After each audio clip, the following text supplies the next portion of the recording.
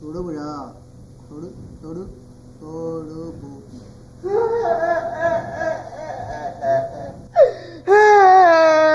എന്തു പറ്റി? ഞാൻ ഇവിടെ നിക്കുന്നില്ല മലയാളി. എന്താ തങ്കപ്പ? ഞാൻ ഇവിടെ നിക്കത്തില്ല. കുഞ്ഞുണ്ണില്ലേ, അവനൊരു കല്ലെടുത്തന്നെ തലക്കിടെ പുറക്കിട്ട് എറിഞ്ഞു. എന്റെ ദൈവമേ, ഇവന്റെ കാര്യം വലിയ ശല്യമായില്ല. താൻ പോകരുത്, ആ ക്ഷമിക്ക്. ഞാൻ ഇവിടെ നിക്കുന്നില്ല, എന്നെ കൊണ്ട് പറ്റത്തില്ല. ഞാൻ ഇവിടുന്ന് പോവുക. എന്നെ ഓർത്ത് താന്നു ക്ഷമിക്കടോ. ഞാൻ പോവാന്ന് പറഞ്ഞില്ലേ? താൻ പോകരുത്. ഞാൻ പോകും. താൻ പോകരുത്. താൻ പോയി കഴിഞ്ഞാൽ ചക്ക കുഴയുന്ന പോലെ എല്ലാം കുഴയും. ഒരു കാര്യം ചെയ്യും, എനിക്ക് ശമ്പളം കൂട്ടി തരുമോ? ശമ്പളമൊക്കെ കൂട്ടി തരാം. കറക്റ്റ് ആയിട്ട് താൻ ഇവിടെ പണിയൊന്നും ചെയ്യുന്നില്ലല്ലോ. പണി ചെയ്യുന്നില്ലല്ലോ. വിത്ത വലിക്കണം, പാത്രം കഴുകണം, വിറകിടണം, തുണി അലക്കണം. ഇതൊക്കെ പിന്നെ ആരാ ചെയ്യുന്നത്? നിർത്ത്. എടോ, ഒരു നിസ്സാരമായ ഒരു പണി പറഞ്ഞു. ഈ ബൾബിന്റെ ഹോൾഡർ ഒന്ന് മാറ്റാൻ പറഞ്ഞിട്ട് 2 ദിവസമായി. ഇവിടെ വെട്ടമില്ല. തനത് മാറിയായിരുന്നോ? ബൾബൊക്കെ മാറ്റിടാം. ശമ്പളം കൂട്ടി തരുമല്ലോ. ശമ്പളമൊക്കെ കൂട്ടി തരാം. ആദ്യം ജോലി ഇറക്കാട്ടി. ഉറപ്പാണല്ലോ? ഉറപ്പ്. ഞാൻ കുഞ്ഞുള്ള പറയാം, എന്നെ ഉപദ്രവിക്കുന്നത് നോക്കണ കുഞ്ഞുണ്ണിയെ. ഞാൻ ഈ ബൾബൊക്കെ ഒന്ന് മാറിയൊക്കെ ഇതെങ്ങനെ ഈ ബൾബ് ഒന്ന് മാറ്റി ഇട്ടാ പോരെ, വേറെ കേസ് കിട്ടൊന്നുമില്ലല്ലോ. എനിക്കറിയാം. കുഞ്ഞുണ്ണിയെ, കല്ലെടുത്തറിഞ്ഞ പോലെ എന്നെ തേക്കണല്ലോ കേട്ടോ. എന്റെ സ്വഭാവം മാറാം കേട്ടോ. വേണ്ട. ബൾബൊന്ന് മാറിടാൻ നോക്കുമ്പോഴത്തേക്കും കരണ്ടായിരുന്നുള്ളൂ. വേണ്ട, ഇപ്പം മാറണ്ട കാര്യമൊന്നുമില്ല. അവർക്കിട്ടുള്ള സമയത്ത് കരണ്ട. അത് ഒരു കാര്യം ചെയ്യും, ഇപ്പൊ ചെയ്യണ്ട, പിന്നത്തേക്ക് ചെയ്യാം. പോയേ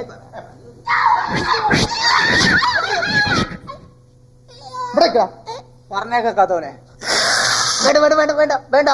വേണ്ട അതിപ്രസംഗം കാണിക്കണ്ട. നീ എന്തിനാ പാവപ്പെട്ട തങ്കപ്പന്റെ തലക്കെട്ട് കല്ല് വെച്ചെറിഞ്ഞത്? ഞാൻ തലക്കിട്ട് കല്ല് വെച്ചെറിഞ്ഞല്ലോ. പിന്നെ ഞാൻ കണ്ണിനിട്ടെറിഞ്ഞോ, കൊണ്ടപ്പോ തലക്കിട്ടായി പോയി. ദൈവമേ, എടാ ഞാൻ ഇങ്ങോട്ട് വരുന്ന വേണ്ടോ നിന്നെ ചരിത്രം പഠിപ്പിക്കുന്ന ആ മാഷിനെ കണ്ട്. അപ്പോഴാണ് നിന്റെ ചരിത്രം മൊത്തം ഞാൻ അറിഞ്ഞത്. തങ്കപ്പൻ മാഷ്.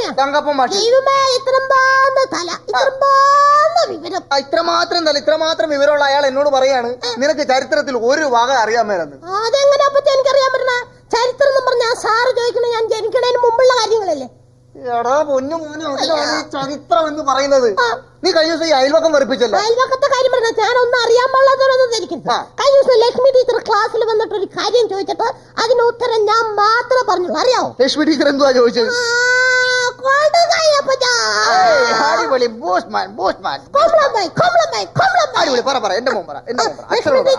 ക്ലാസ്സിൽ വന്നിട്ട് എന്നോട് ചോദിക്കുകയാണേ, ആരാണ് പെഞ്ഞിന്റെ കാലുകൾ തല്ലിപ്പൊട്ടിച്ചതാ? അപ്പൊ നീ എന്നാ പറഞ്ഞു? ഞാനാന്ന് പറഞ്ഞു.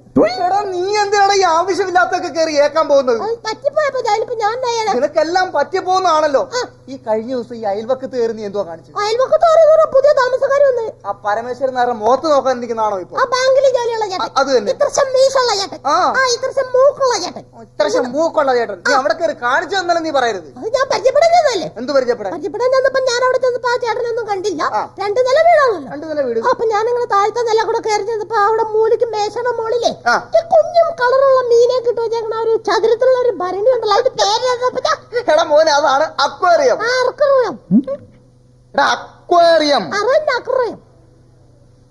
അക്വേറിയം. അക്വേറിയം മതി പറഞ്ഞിട്ട്. ആ സാധനല്ലേ, അതിനകത്ത് കൂടെ മീൻ ഇങ്ങനെ ഓടി കിടക്കുന്നപ്പോ എനിക്ക് ഭയങ്കര സന്തോഷം. പിടിക്കുന്നത് ഭയങ്കര. അങ്ങനെ ഞാൻ ചൂണ്ടയിട്ട് മീൻ പിടിക്കാൻ നോക്കി. കുറെ നേരം ചൂണ്ടിട്ട് മീൻ ഒറ്റണം കൊത്തില്ലപ്പോ ദേഷ്യം വന്നപ്പോ ചൂണ്ടയുടെ കാലെടുത്തിട്ട് ഒരടി. എന്നിട്ട് ഓരോ മീനെടുത്ത് ഞാനിങ്ങനെ പോക്കറ്റിൽ ഇങ്ങനെ ഇട്ടോണ്ടിരിക്കുമ്പോഴത്തേനും ആ ചേട്ടൻ ഇത്രയും ചെയ്തിട്ടും അയാൾ നിന്നെ ഒന്നും ചെയ്തില്ലേ? പിന്നെ ആ ചേട്ടൻ വന്നിട്ട് എന്നെ മോളിൽ കൊണ്ട് തീർത്തിട്ട് ഭയങ്കര വർത്താനം. എന്ത് വർത്താനം? അയാൾ മിടുക്കനാണല്ലോ. അപ്പൊ അയാൾ മോളിൽ കൊണ്ട് തീർത്ത ഒരു കാര്യം പറഞ്ഞു. എന്ത് പറഞ്ഞു? നീ അപ്പൊ തന്നെ പറയണ്ട. നീ അല്ല കഴുത, നിന്റെ അപ്പനാണ് കഴുതെന്ന് പറയണ്ടേ? ഞാൻ അപ്പൊ തന്നെ പറഞ്ഞപ്പോ എന്റെ മോൻ പറയും, എനിക്കറിയാം. എന്ത് പറഞ്ഞു? ഞാനല്ല കഴുത, എന്റെ അപ്പനാ കഴുതെന്ന്.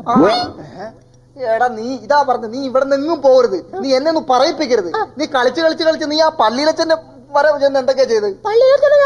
പള്ളിയിലച്ഛൻ ഞാനോട് ചെന്നപ്പോ പള്ളിയച്ഛൻ എന്നോട് പറഞ്ഞു ആ ലോഹയെ പിടിച്ച് വലിച്ചെന്നോ? എന്റെ പൊന്നപ്പച്ച സത്യമായിട്ടത് എന്റെ അപ്പച്ചനാണ് സത്യം. ഞാൻ പള്ളിയിലച്ഛന്റെ ലോഹ പിടിച്ച് വലിക്കാൻ പോയതല്ലേ, ഞാൻ അയാളുടെ ലോഹത്തെ കത്തിക്കാൻ വേണ്ടി പോയത്. ആ പള്ളിയിലച്ഛനെ ഒന്നും ചെയ്യരുത്. അത് പാപമാണത്, കുറ്റമാണത്.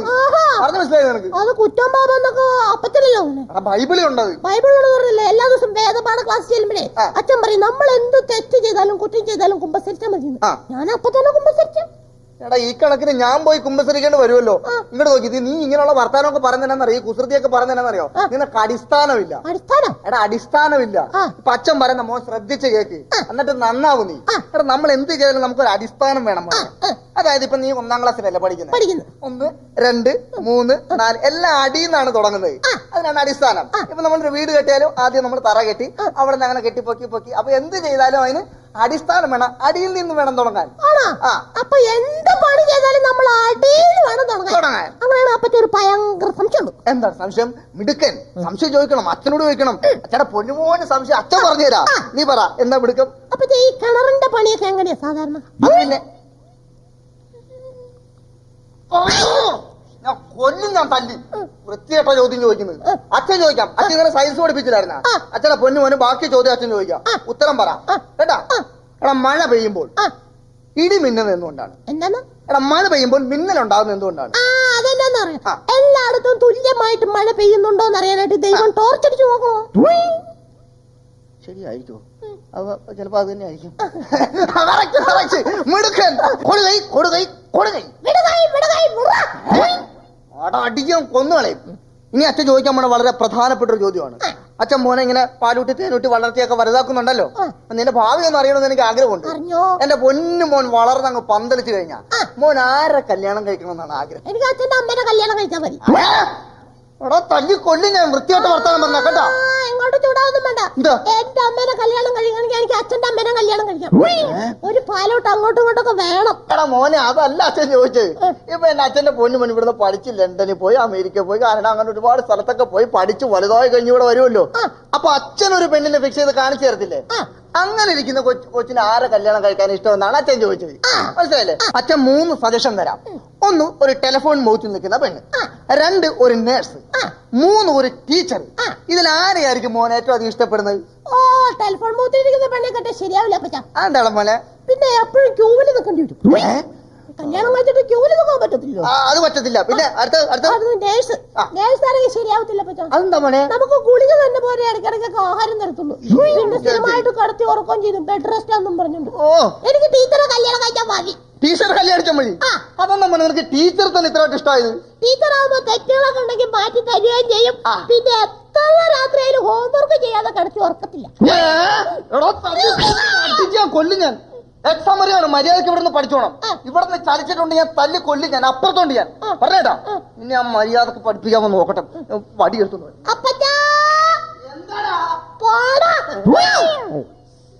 എന്നെ പോകാൻ തോന്നണേ. അച്ഛനിപ്പോ ഞാനും പറഞ്ഞോണ്ടിരുന്ന എന്റെ ചെവി പൊന്നായിട്ടിരിക്കും. ചെവി ഒന്ന് ക്ലീൻ ചെയ്തേക്കാം. ഞാനാണേ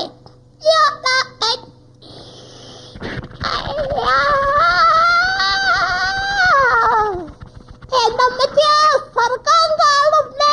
ആരെങ്കിലൊക്കെ ഒന്ന് ഓടി പോയോ? സർക്കാൻ കാണുന്നേ.